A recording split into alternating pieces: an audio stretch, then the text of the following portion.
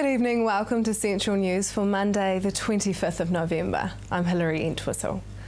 In today's news, management of Main Street Tauranga has been taken over by branding and marketing specialist Tuscany, who hope to breathe new life into what some are calling a ghost town. The city centre has been struggling since the global financial crisis, with a growing number of empty shops and decreasing foot traffic. Sally Cook of Tuscany says this is not a reflection of Tauranga itself, but town centres in general. Tauranga Main Street has a calendar full of events planned for summer to bring the crowds back. Summer's always a fantastic place to be in the bay, basically, and so downtown Tauranga we like to really seize that opportunity and run with it. I mean, let alone the fact that it's just a nice place to be and sit on the waterfront and enjoy a coffee or sit at one of the eateries or bars. But also, obviously, we have Christmas coming up, so we have a Christmas promotion on at the moment called Shop Where Santa Shops to be in to win. So that's the classic shop to win promotion for people.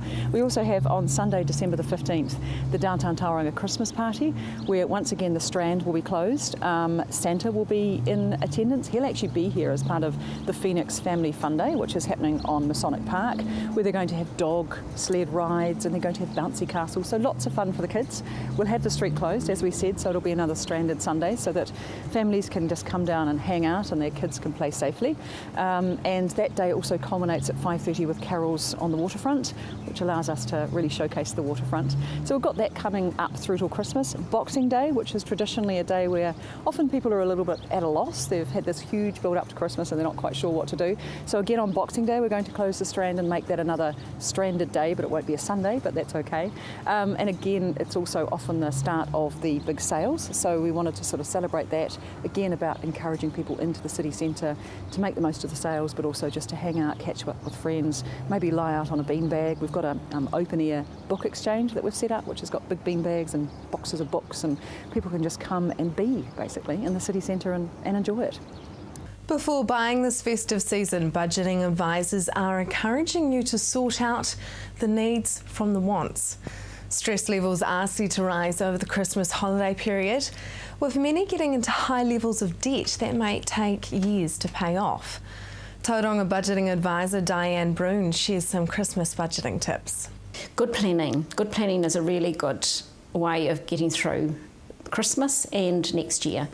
Wants and needs, really important, that what is a want and what's a need, and really you have to make that decision.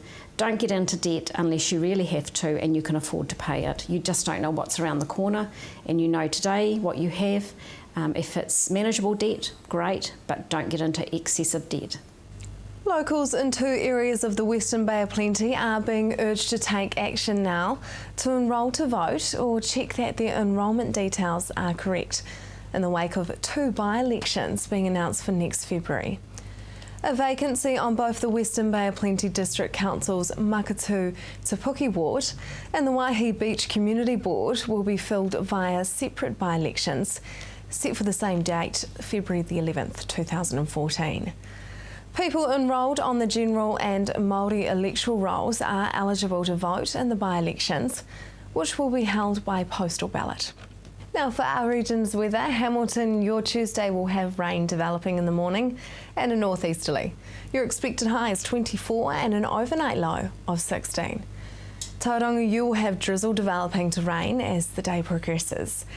Your expected high is 23 and an overnight low of 18. Just ahead, Crime Stoppers' new campaign.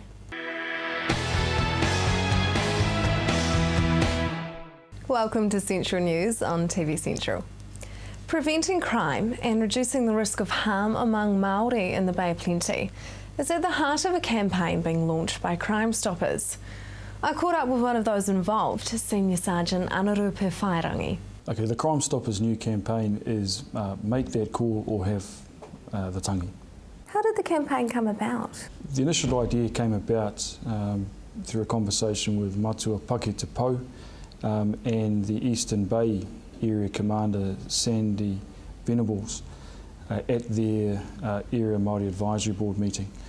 It came about because the Māori Advisory Board believed that Crime Stoppers would be a strong platform for our people to be able to utilise that service to help us work together to reduce Māori victimisation.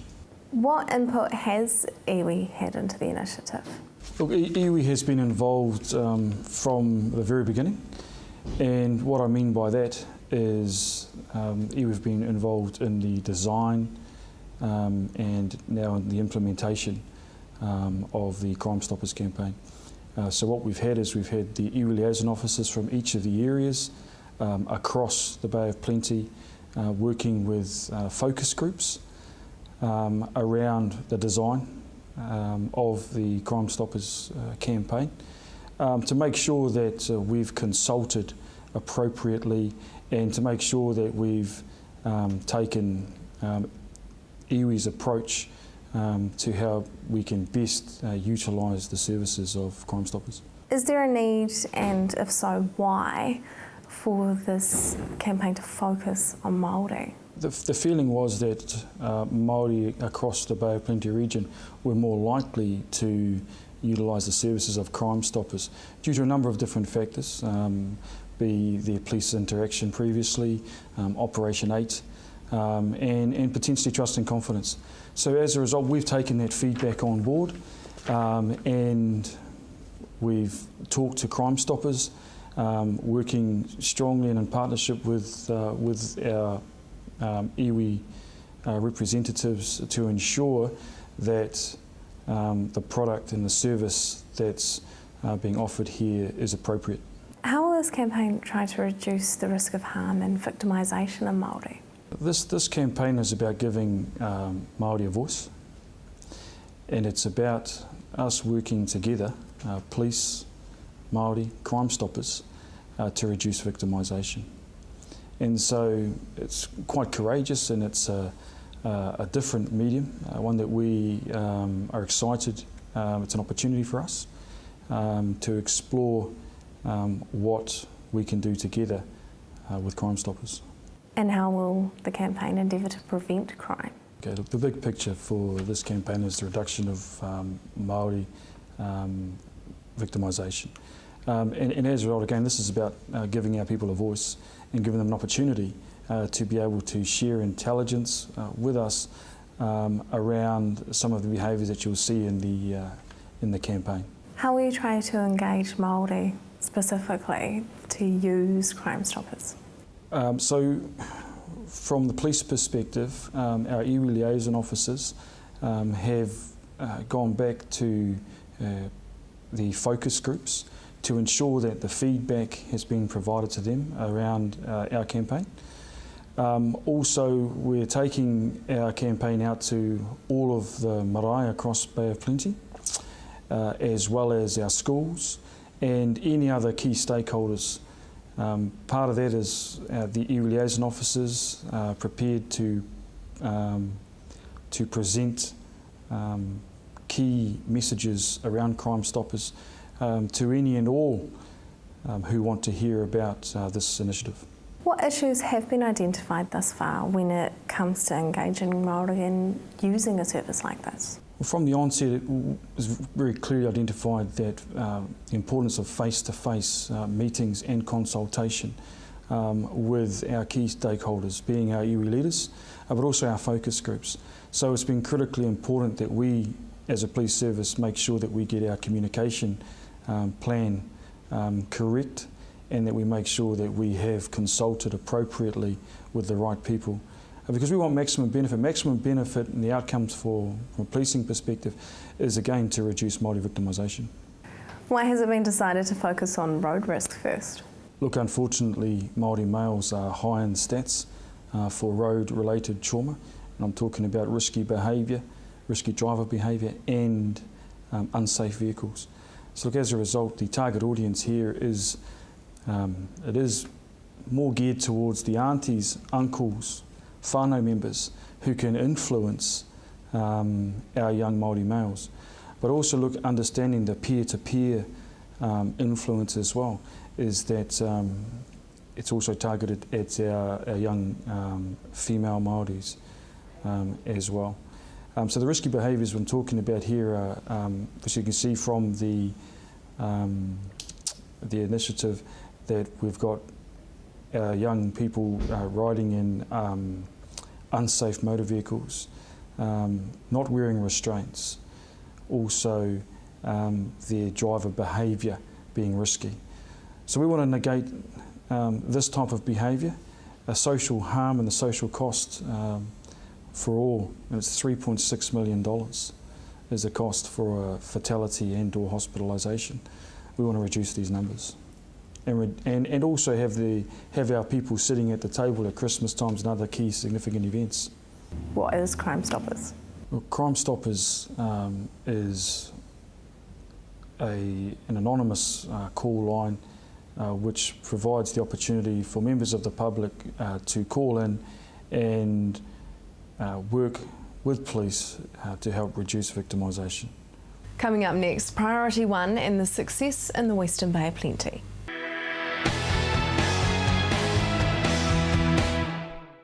Welcome back. Economic Development Agency, Priority 1, has released their annual report on their progress in the Western Bay of Plenty. I spoke with the CEO to find out what has been done to encourage sustainable business practice and design. There's a number of initiatives that Priority 1 is leading, but also working in partnership with agencies such as the Sustainable Business Network, who are very active in this region. But from our perspective, one of the key initiatives will be our Young Innovator Awards, and that's a program that really sets out to, I guess, foster that innovation culture within our junior high school and senior high school students. Increasingly successful, we're into year 4 now, and we've included a category for our young professionals group, which is a 300 strong forum here in Tauranga, and spans the Western Bay of Plenty. And essentially it's bringing that whole ethos of design, sustainability into thinking around products and services, and starting at that tender age with students who aren't captured by traditional thinking, if you like, and really fostering their thinking around sustainability as a key component of design. What's been done toward completing transportation networks? Our role as Priority 1 is to advocate for and support appropriate infrastructure to match our strategic growth. So we have worked with Council and particularly as a partner with Smart Growth around identifying our future needs in the region. And through Smart Growth, of course, which is the 50-year growth plan here, that's been a tremendous advocacy tool to central government for investment. And we've seen the payoff with the Tauranga Eastern Link, which really opens up the Eastern Bay of Plenty to the port, if you like, as well as seeing developments over the past with Second Bridge and Route K, for instance. So we're well provisioned at the moment for transport capability here. What we've got to make sure is that we don't end up like Auckland in a catch-up mode, and so Priority 1 firmly advocates in support of those projects that ensure our transport strategically aligned to our growth rate. And what have you done over the last year to improve business relationships with local government?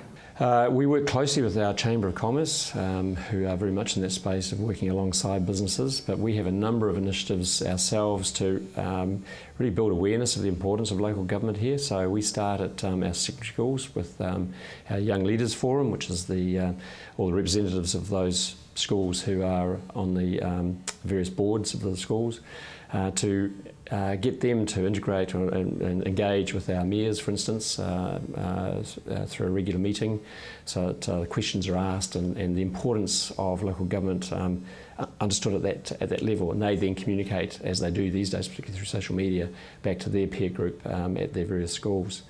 Our Young Professionals Forum, 300 strong group of people below the age of 40, really again advocating, understanding the importance of local government, but also advocating for the things that are really necessary to make this place attractive to that that professional group of people here who we want to attract, so we can attract the businesses that need them. What have you done towards the skills and labour shortages in the Western Bay?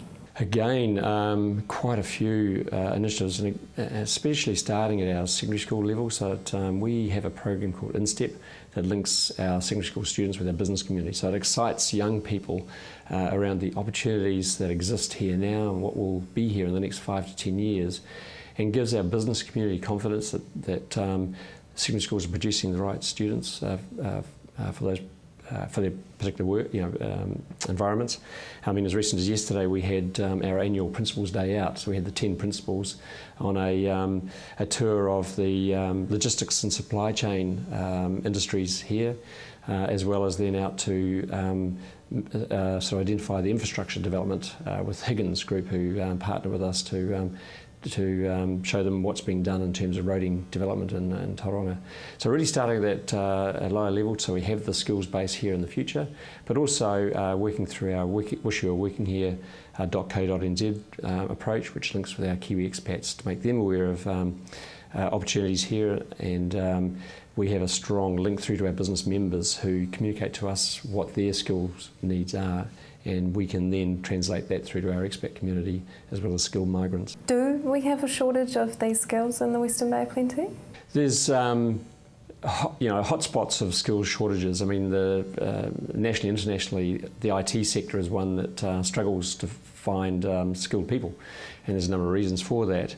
And so we work closely with our IT community through our cluster here, the Western Bay of Plenty ICT cluster, so that as they require particular sets of skills, we can then communicate those across the broader Bay of Plenty, but also nationally, and then through our various initiatives such as Wish You Were Working Here.co.nz to communicate those needs.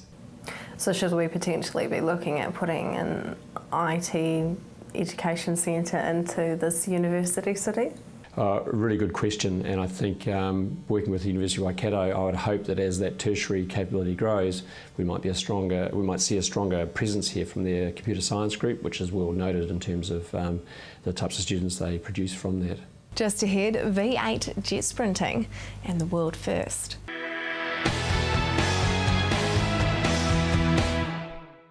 If you have just joined us, welcome to Central News. A world first is coming to Tauranga on anniversary weekend in January. The first ever V8 Jet Sprint Championships to be held inside a stadium. The thing that makes it a world first is we're bringing jet sprinting to a major city here in Tauranga, as well as the ASB Stadium is a purpose-built motorsport stadium. It has over 17,500 seats, and everybody will have a great view. There's on-site catering, there's basically all the facilities that you will need to have a nice event on the day. Can you explain V8 jet sprinting? I mean, how fast can these things go? V8 jet sprinting is basically a jet sprint boat, an aluminium hull with a V8 engine in it. There's 3 classes that they run. There's the unlimited class, or the super boats, there's the Group A boats and the 400. Each class has slightly more restrictions to try and bring the running costs down, but the big boys, the super boats, they can run 0 to 100 in around about 1.8 seconds. They can do 5 lateral Gs, which is more than an F-18 fighter. They're incredibly quick to watch, and of course they've got over 2,000 horsepower, the big ones, so absolutely fantastic to watch. Why are the channels of water so shallow? Basically, they don't need to be any deeper. The jet units are internal jet units on the boat, and they can run in only 2 inches of water. So once they're up to speed, there's no need to have it very deep. So we normally try and keep it around about knee deep as a maximum depth. It also helps with what they call the grip on the track. Basically, if the jet units are pushing against something, that you get more acceleration, more grip in the corners, more spectacular event. We also have what they like to call river rats that run around as safety crew, and it's much easier for them to move through the course in the shallower water. Will there be safety issues that will have to be faced because of the landlocked venue? No, none at all. Again, the ASB Arena is a fantastic facility. There's safety fences, everything in place. We've run through several contingencies and have a very thorough safety plan in place. How will this be different for a spectator compared to a normal race day? I think for a spectator, it's going to be fantastic. 2,000 horsepower V8s, you're going to have the noise, the smell of the methanol. We're going to be running into a night event, so it's going to be running, to 9:30 at night. There's going to be lights on the boats. It's going to be an absolutely spectacular event to race. The format means that the racing builds throughout the day, so we start with more of a round robin. The top 16 boats are then chosen on time, then down to the top 12, the top 8, the top 4, and then of course the final. So the drivers are getting faster and harder as the day goes on, basically, for a spectacular finale that night. What happens on a race day? Are there heats first? Yes, there's heats first. basically the format is we're going to have about 50 entries. We're looking at 50 entries. So there'll be some qualifying and some running, and then we'll take the top 16 boats that will then run in time trials. Then we'll drop the 4 slowest boats, then the top 12 will carry on, then the top 8, then the top 4, and then the finals. So from a spectator view, there's absolutely spectacular racing all day, because let me do the maths, around about 5 times they've got to make sure that they're in the top to carry on, so the drivers have to make sure that their time is very sharp throughout the whole day. So it's a great spectator view all day, and there will be some let's say some crashes or some people out of the race early that you may not see later on, and they may even be some of the top racers. It's the nature of the race. If you don't make the top 16, even if you're the world champion, you don't continue. What work will have to be done to turn the stadium into a jet sprint venue? Well, hopefully not too much work apart from obviously the track preparation, which is going to be the key. As most people who know ASB Bay Park know, it's a motor racing venue anyway, and we're looking at this event, if you like, as speedway on the water. So it's already set up with a big pits area.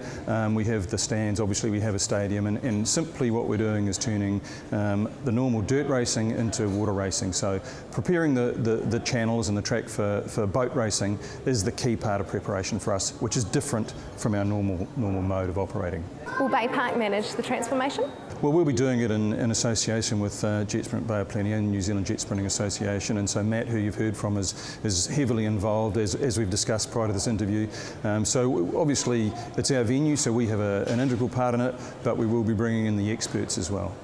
What are your predictions that this will do for the Tauranga economy? Well, I think it'll do good things for the Tauranga economy because, one, it's going to attract people to the region.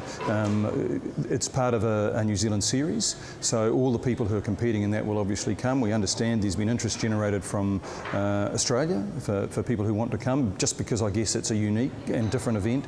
And we hope in time that it will create interest worldwide, and we'll be a candidate for possibly a World Championship event, which will also create interest, obviously portray the region, show people that we're innovative down here, and obviously attract people to take part. You can find out more about the event at jetsprintbop.com. That is the news for today. We would love to hear from you, so please email us or like us on Facebook. Thanks for joining us. I will be back tomorrow night with more guests from in and around our regions. I'm Hilary Entwistle. Have a lovely evening.